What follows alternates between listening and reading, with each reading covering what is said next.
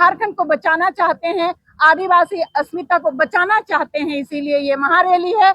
आदिवासी बचेगा तो झारखंड बचेगा, क्योंकि आदिवासियों ने सिर्फ अपने लिए नहीं, अपने देश के लिए कुर्बानी दिया है, अपने देश को बचाने की कोशिश करी है और सफल भी हुए हैं, क्योंकि ये कभी झूठ नहीं बोलते। और ये लेकिन आज क्या हुआ कि अचानक वो आदिवासी बन गए।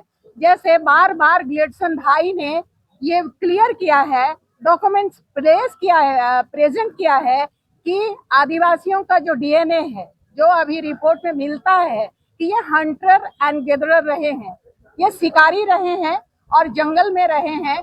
ये सारा कुछ प्रूफ होने के बावजूद भी वो लोग कुर्मी हैं, वो लोग खेतिहार हैं, बिल्कुल हम लोग रेस्पेक्ट करते हैं।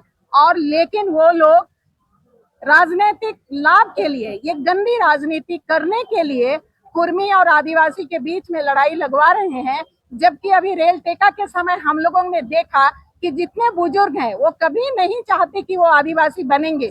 वो लोग कंफर्टेबल हैं अपने जगह में और वो लोग अच्छे से खेती करते हैं, ये हम लोग भी देख रहे हैं। लेकिन वो लोग गलत राजनीति जो बीजेपी करती है, हंगामा करो, यहाँ दंगा करवाओ, ये सारा कुछ करती है, उसी रास्ते में ये लोग चलने की कोशिश कर रहे हैं, ऐसा प्रतीत होता है। क्योंकि ये दो समुदाय को लड़वा करके ये लोग सोचते हैं कि हम सत्ता में आ जाएंगे, क्योंकि ये लोगों ने यही देखकर सीखा है, बीजेपी के बहुत करीब रहे हैं ये लोग, ऐसा प्रतीत होता है। तो ऐसा नहीं चलेगा। आपको अगर आना ही है सत्ता में तो कुछ अच्छा काम करके आइए, हम लोग बिल्कुल वोट करेंगे और वोट करते ही आए हैं। तभी तो यहाँ हमारे महतो भाई लोग भी एमएलए एमपी रहे हैं और अभी भी हैं।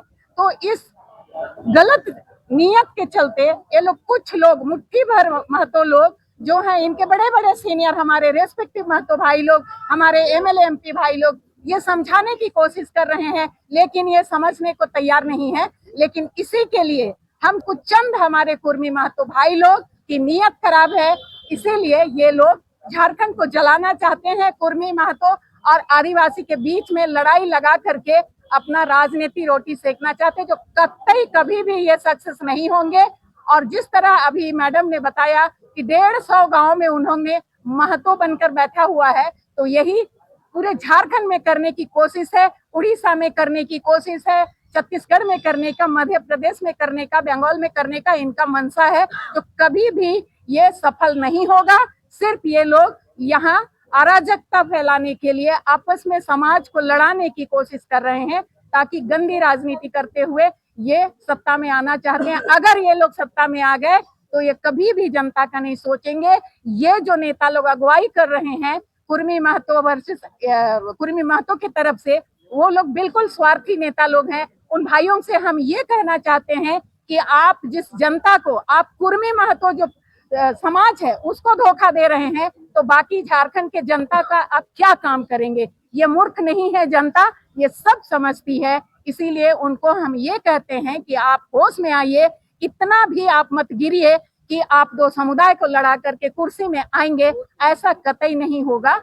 तो यही मेरे तरफ से संदेश है कि कुर्मी महतो भाई लोग को, कि आप लोग जैसा हम लोग मिलकर रहते आए हैं, झारखंड को जीते हैं और आराम से रह रहे हैं, इसी तरह अपने अपने स्थान में जो संविधान ने हमको प्रावधान दिया है, अकॉर्डिंगली हम चलेंगे तो ही शांत रहेगा, तो ही हम सही से रहेंगे, तो ही हम उन्नति करेंगे। अदरवाइज ऐसा जो आप कर रहे हैं, झारखंड को पीछे ले जाने का काम कर रहे हैं। तो इसलिए ये जो महारैली है, इसको फिर से मैं झारखंड के सारे जितने पूरे स्टेट के लोगों से, भाइयों से, बहनों से आह्वान करती हूँ कि इस महारैली को हम ऐतिहासिक बनाएं और झारखंड को शांत से रहने के लिए हम लोग ये कोशिश कर रहे हैं। आदिवासियों को आना ही होगा और आदिवासियों के साथ जितने झारखंडी हैं उनको भी ये बातों को समझनी होगी। ये मेरे तरफ से जो है कि सेंसस रिपोर्ट है या गजेटियर है, हर एक चीज को लाके इनको जो है कि बेनकाब कर दिया, तब इनके बुद्धिजीवी बैकफुट पे चले गए हैं। उसके बाद अभी कह रहे हैं